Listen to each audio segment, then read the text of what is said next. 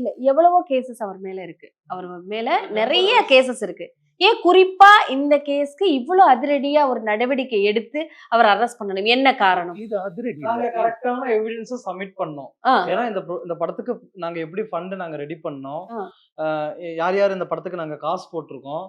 நாங்க ரொம்ப சாதாரண ஒரு மிடில் கிளாஸ். நாங்க ஒரு அடித்தட்டுல இருந்து நாங்க எப்படினா சாதிக்கணும், ஜெயிக்கணும்னு சொல்லிட்டு ஒரு வர்றதுக்காக நாங்க உண்மையா இருக்கோம். நாங்க அதனால தான் இந்த இடத்துல நாங்க உட்கார்ந்துருக்கோம். சரிங்களா? எப்படியா நம்ம அடுத்த கட்டத்துக்கு போணும் லைஃப்ல அப்படின்ற ஒரு எண்ணத்துல நாங்க ஒரு விஷயத்த உருவாக்குறோம். ஆனா நாங்க படத்த ரெடி பண்ணிட்டு ரிலீஸ் பண்றதுக்கு நாங்க வெயிட் பண்ணி வச்சுட்டு இருக்கோம். திடீர்னு பார்த்தா எங்களுக்கு ஷாக்கு. நண்பர் ஒருத்தர் வந்து அனுப்பிச்சு விடுறாரு. "இங்க பாருங்க பார்த்தீங்களா இல்லையா? சவுக்கு சங்கர் வந்து உங்க படத்த பத்தி போட்டிருக்காரு" அப்படின்னு. என்னடா போய் பார்த்தா, போதை காசில் வித்த படமா அப்படின்னு பார்த்தோனே எங்களுக்கு எங்களுக்கு தூக்கி வாரி போட்டுருச்சு சீரியஸா. சரி. ஏன்னா, அவருக்கும் எங்களுக்கும் பர்சனலா எந்த இதுவுமே நான் முன்னாடியே அவங்கள மூஞ்சிய கூட நாங்க பார்த்தது கூட கிடையாது நாங்க. நீங்க நீங்க போய் எந்த இன்டர்வியூ எது எடுத்து பார்த்தாலும் எங்களுக்கு அவங்களுக்கு எந்த இஷ்யூ இருக்கு அப்படின்ற எந்த ஒரு மேட்டருமே இல்ல இருக்காது. அதத்தான் கேட்கிறேன். எவ்வளவோ பிரச்சனைகள் இருக்கு.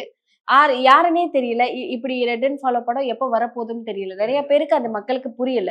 புரியாம இருக்கும்போது இந்த கேஸ்ல இவ்ளோ பெரிய நடவடிக்கை எடுத்து இவ்ளோ பெரிய இஷ்யூ ஆகுறதுக்கு என்ன காரணம்? இந்த ஏன்னா கேஸ்ல ம். கொலை மிரட்டல் இருக்கு, ஆமா. பணம் புடுங்குனது இருக்கு, பணம் புடுங்குன விஷயம் அடிச்ச இருக்கு. விஷயங்கள் இருக்குன்னும் போது இது சட்டப்படி பெரிய பெரிய கேஸ். யாரு கொலை மிரட்டல் குடுத்தா? யாரு இப்ப ஜெயில்ல இருக்காரோ அவர்தான். இல்ல கொலை மிரட்டல் எப்படி குடுத்தாங்க? உங்களுக்கு கால் பண்ணி பேசுனாங்களா? போன்ல நாங்க தொடர்பு கொண்டு ஆ. இந்த விஷயத்த வந்து கொஞ்சம் நீக்க சொல்லி ரெக்வெஸ்ட் பண்ணி சில விஷயங்கள் பேசும்போது அவ்வளவு திமிரா இது பண்ணிட்டு பைசாவோட இது பண்ணணும்ட்டு ஆபீஸ்க்கு வாங்கன்ட்டு இல்ல மிரட்டல. என்னன்னா ஃபர்ஸ்ட் உங்கள வந்து காசு இல்ல கொண்டு நான் வர சொன்னாரு. இல்ல மேம் என்னன்னா ஆபீஸ்க்கு நீங்க போனீங்களா? ஆமா ஃபர்ஸ்ட் ஆமா. வந்து எங்களுக்கு நார்மல் கால்ல நாங்க ஃபோன் பண்ணோம்.